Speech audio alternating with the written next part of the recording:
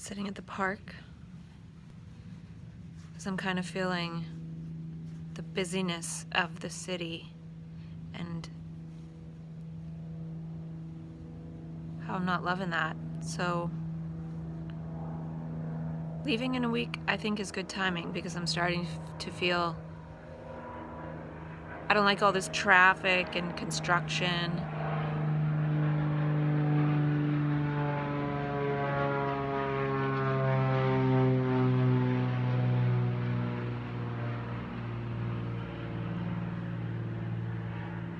I can really feel the vibration of sound lately. I can feel the airplane vibration in this table that I have my arm resting on. The vibration of the music that I play in my car. So I'm sitting here and enjoying the frog croaking to the left and the birds to the right, including a hummingbird that I heard, and watching a spider lower itself down by its web in sort of sequential jumps from the roof of this little shelter, and listening to the river and the wind in the trees.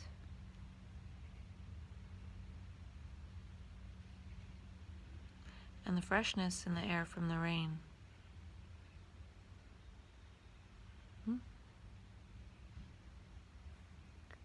So I'm feeling like where I'm going will be more suitable, especially for how I'm recently feeling sort of the build-up of, okay, that's enough busy city time. Driving back and forth in traffic, it's more stressful driving in the dark and the rain for sure. And just pondering what to take with me. I put some stuff aside to take with me, but I don't know which items I will take. And need to pack my clothes, get some health insurance.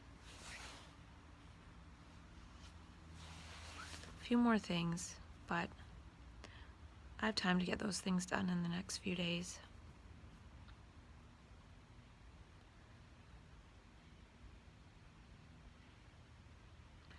A couple days ago, I was feeling sort of the energy of the realization that I'll be leaving my friends and family here, and now I'm feeling more like, okay, yeah, it's time to go. It's time to be in a different environment and see how that goes.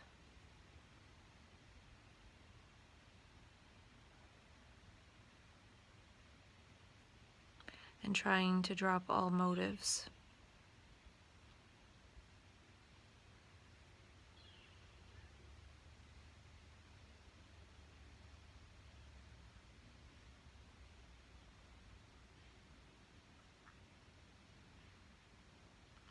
And when I parked my car and stopped at the park, I could hear that sound that I hear, especially when I'm laying there trying to get to sleep alone in the dark and quiet.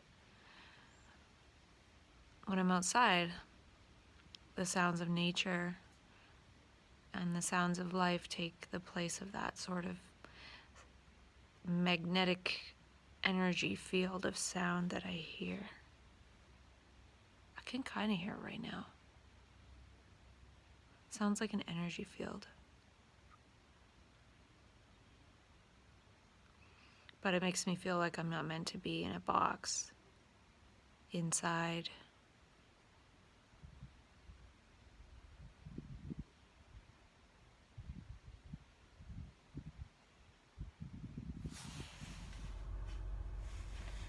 The other thing I want to talk to myself about is I've been thinking about language again, and a bit about how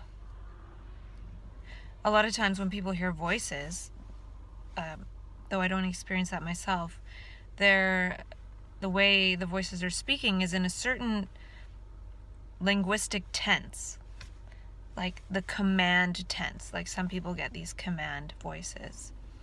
So that would be the command tense.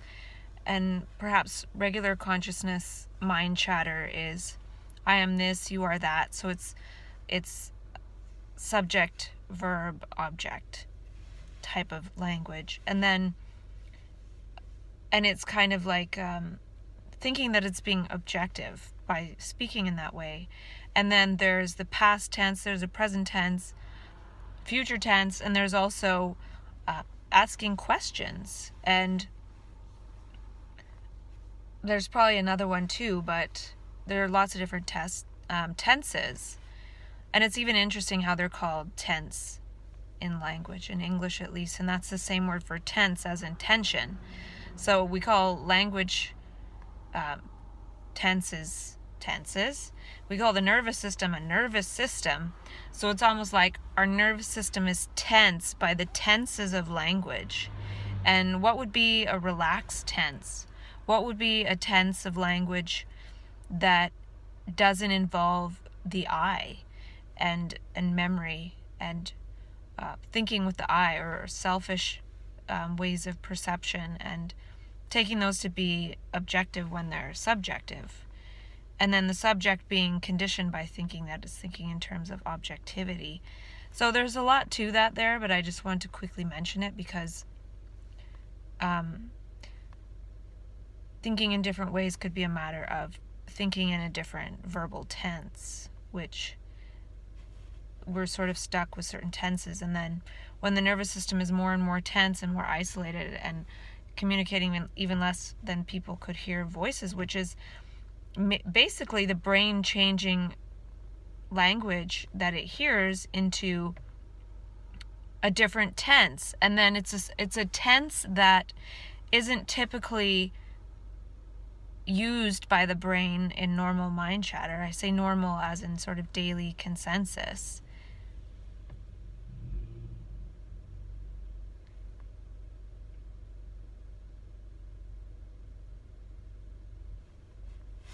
I'm out of here. I think I just learned something for my trip. I was just talking to myself on the side of the road because I pulled over and I wanted to text a friend and sort of wait for his reply and see if he still can hang out tonight, which I assumed he could. So I pulled over, but then I realized there's no cell service. So I started talking to myself for a bit, and then I was going to find somewhere else with cell service to text my friend. And I was sitting there, and then a truck pulls over and it has a bunch of like old couches in the back, and then it backs up right in front of me. And I wasn't even thinking, but it was like a scenario. Okay, I'm on the side of the road, I'm talking to myself, I'm in my car, like, is this person just parking? And then I thought, well, maybe they want to talk to me. And being in my car on the side of the road with no cell service, what am I supposed to do? Roll my window down for some strange person? I felt like that was a little bit vulnerable. And this was all without thinking. So I had to back up in order to pull out of where I'd pulled over.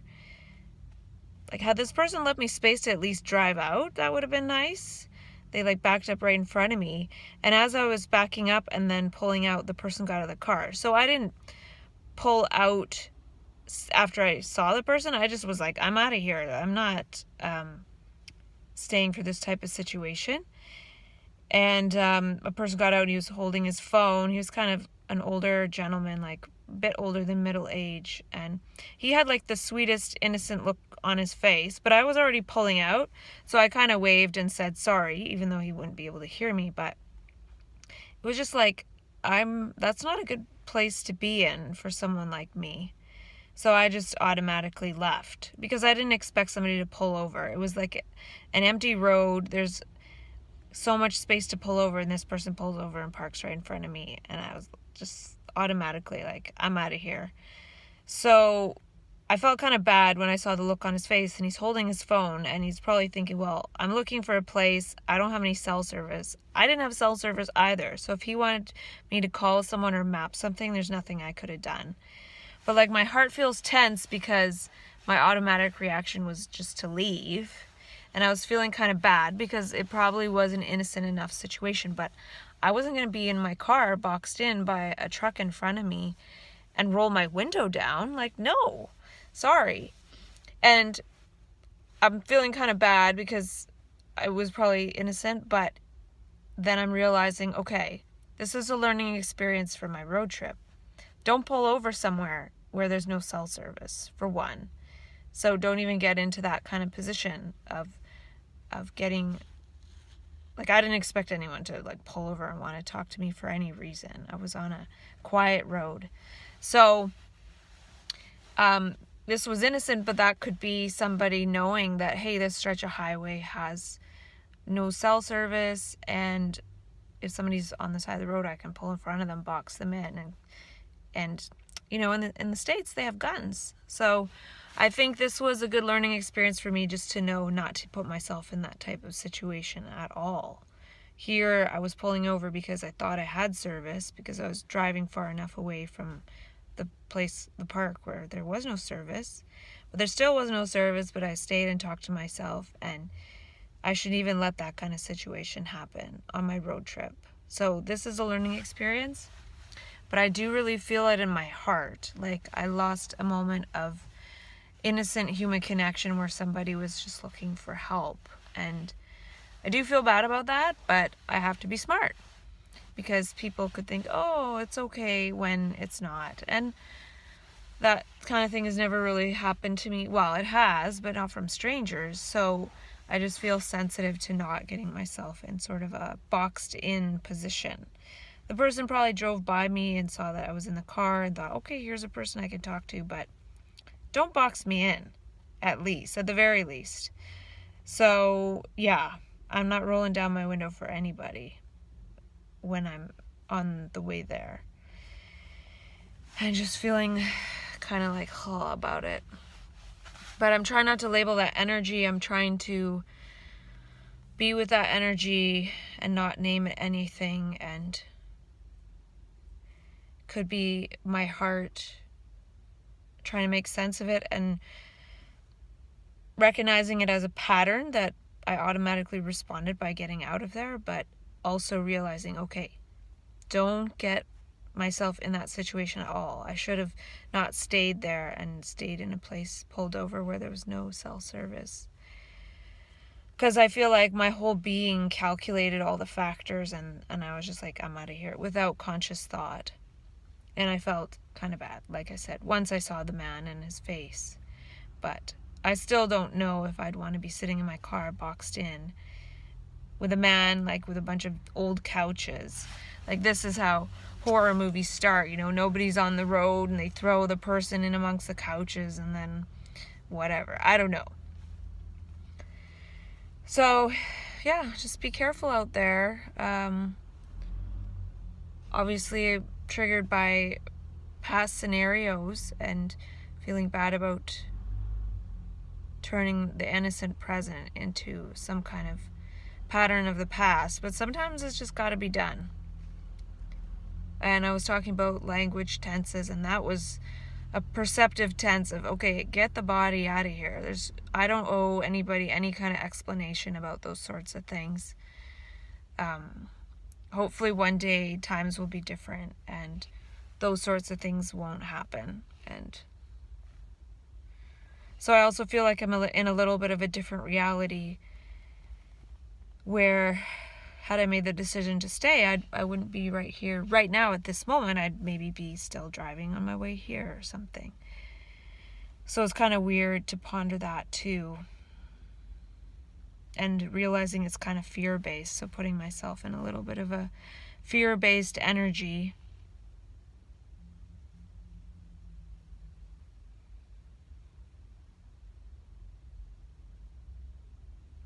So I also came out this way on a far drive to see my friend, and on the way he messaged and said he can't hang out. So that was a waste of a drive. So I'm kind of in this chaos space right now. And again, it was mainly partly because I just didn't want to be at home in a basement at my desk. I wanted to be out and about, and I was actually going to say, no, I can't hang out, I have stuff to do, I should just stay out this way, but I just didn't want to be there, really, for some reason. just don't like being in a basement in the dark. But yeah, my body is feeling the energy for sure. So I'm going to go into the health food store and get some goji berries to eat. And then drive back to where I came from and maybe go to my friend's coffee shop because I do feel like human connection. And I'm feeling a little bit triggered about another friend. So, yeah, just wanting to get out of here. So when I get my health insurance, I might get it for Friday and leave Friday night and not even wait till Saturday. We'll see. We will see. So just going into a health food store in my old favorite hometown made me feel quite a bit better. And I got some of my favorite things. Grape kombucha. Got some watermelon to eat as a snack, already cut up. So handy. And for work this week and stuff, I got some almonds and pumpkin seeds and banana chips and sunflower seeds. Those I will have to eat before I cross the border because they don't like you taking seeds across the border. And some goji berries. So I feel better already. Being healthy and stuff. There's a trunk in my rear view mirror that looks kind of magical. Phone doesn't capture it, but I get distracted by things like that.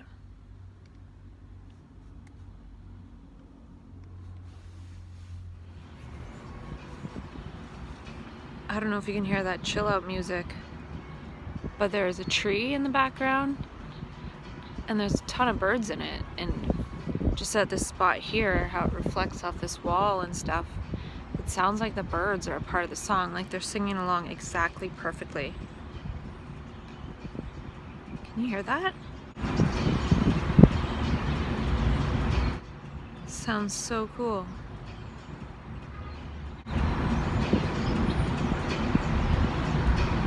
Standing right here right now is a miracle.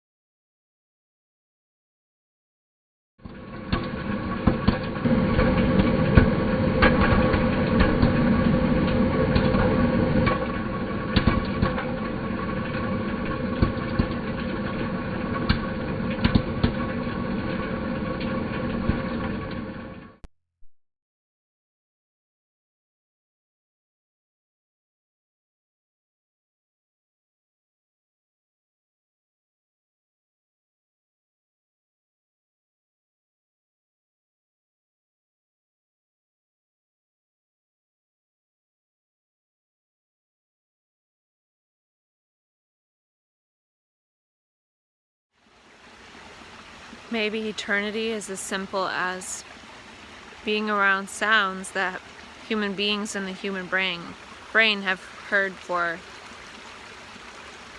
millions of years. When I first got to this park, all I could hear was the sounds of the traffic from the highway. And that's like the noise of the last 150 years, not even 100 years-ish, of vehicles. So new, so foreign. But this is ancient.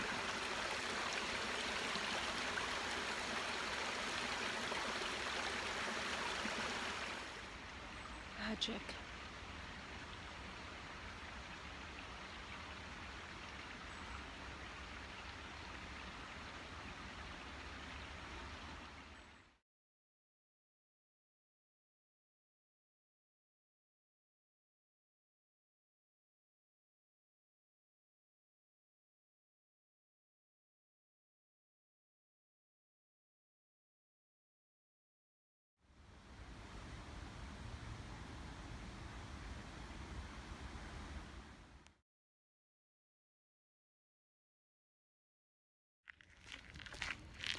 Lately, I've been craving healthier food.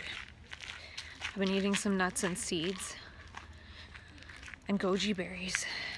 Goji berries make me feel really good. And the last week, or not even a week, I've had a lot of calm breathing.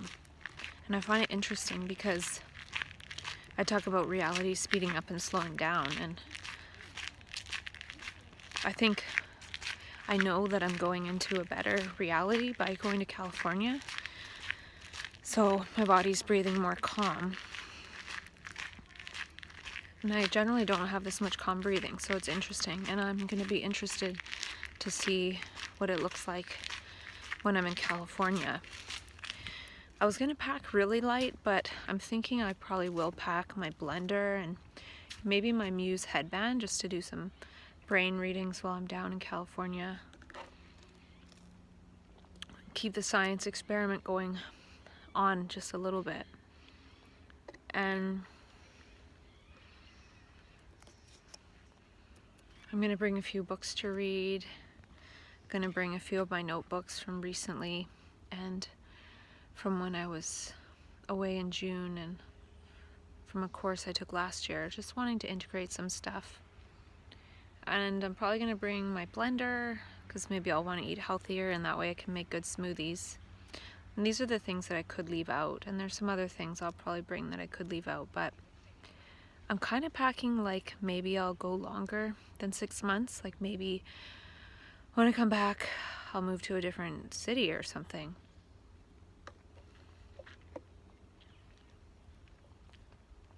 So I want to be able to do that. And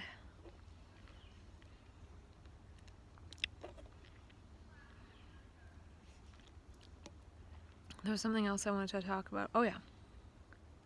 I vacuumed my car out today. I think I need to clean the inside of the windshield with vinegar and a Norwex cloth so I can make sure I can see properly. And I read the balancing brain biochemistry stuff that I have printed off by Dr. Peter Smith, just to refresh, because on Friday I'm going to order more supplements. So I wanted to refresh and think if there were any that I don't need. But I kind of reminded myself that I wanted to do his program for a whole year. And the year mark is coming up in about 2 months. And reading it over reminded me that some of it might really be helping. And also that I wanted to keep going for about a year. And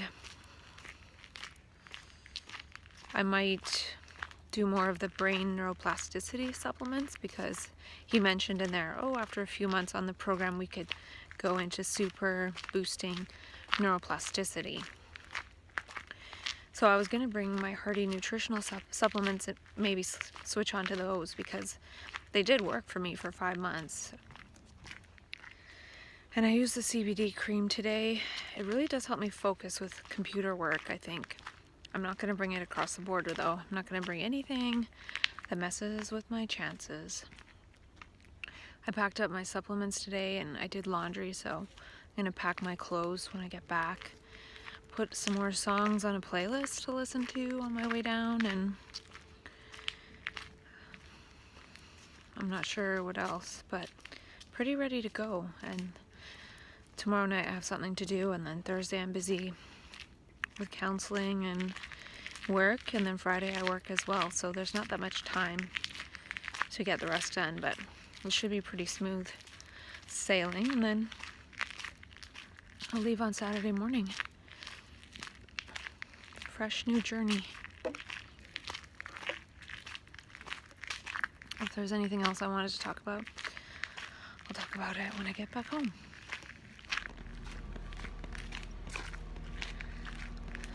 This is my last walk in this park.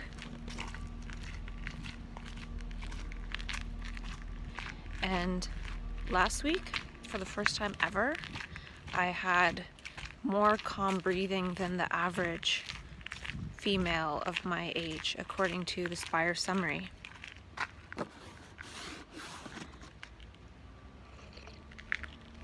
And also less tense breathing. And it's really interesting because it's almost as if my body knows that I'm going to drive and be in a better environment. And it's almost like it's realizing that, hey, I'm gonna make it. I'm gonna make it there. I'm leaving tomorrow. So that's really interesting to me, how it's like my body is breathing a sigh of relief. More calm breathing, less tense. It's also been more calm breathing since I saw that enlightened master guy speak. I don't know if that had anything to do with it, but I've never had this much calm breathing, so it's great. And I was supposed to maybe go and see him talk again last night, but I texted the person who was organizing it because I'd have to be late, and I didn't know if it would be interrupting once it started because it was a smaller group, so I didn't end up going. And I wanted to, but I didn't want to barge in and disrupt things if I wasn't supposed to. I thought it was a casual thing, but it seemed like something was starting at 7:30, and I wouldn't have been able to be there till 8 or 8:30, so it didn't happen.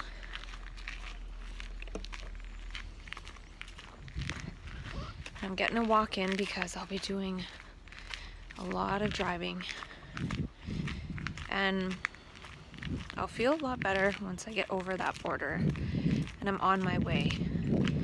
And it at least looks like the weather will be nice, and well, I can't know about the whole journey, but at least starting off it'll be nice. So tonight I'll fill my tank up with gas and then get a car wash tomorrow and head off and try and pack and fit everything in my trunk.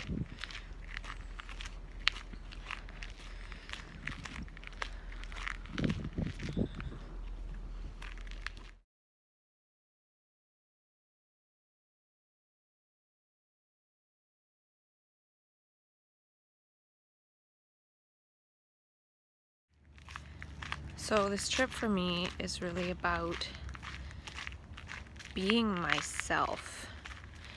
So when I went to see Master Dion V. Mall talk, he was talking about how we just want to be ourselves.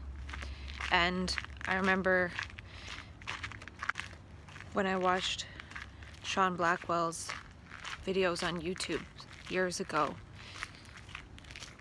Bipolar or Waking Up, and I remember him talking about how bipolar disorder could also be called I can't be me disorder. And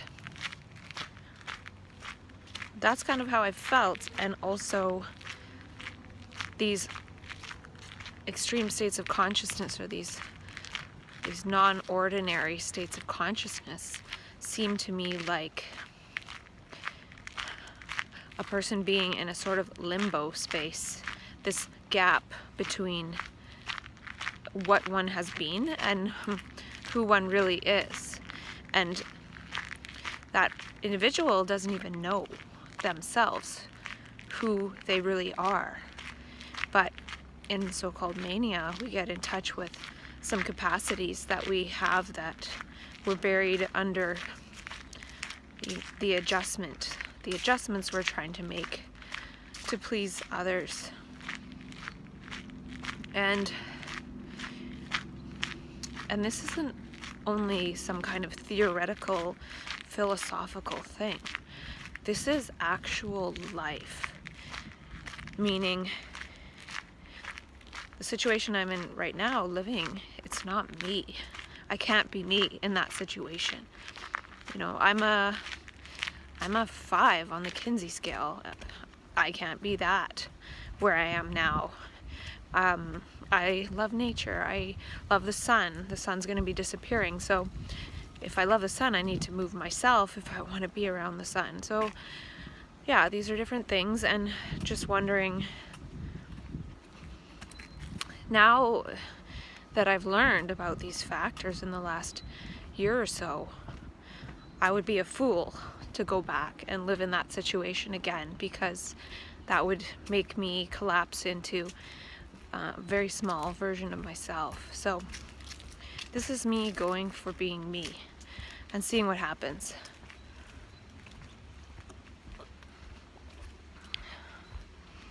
And after a few months, I really want to go for being me. I want to maybe find someone to co-create with and partner up with, or a community of people to co-create with, or experiment with these different things, and not being attached to the past or stuff. I might be bringing a little too much stuff, but we'll see if I can fit it all into my trunk. That's the key.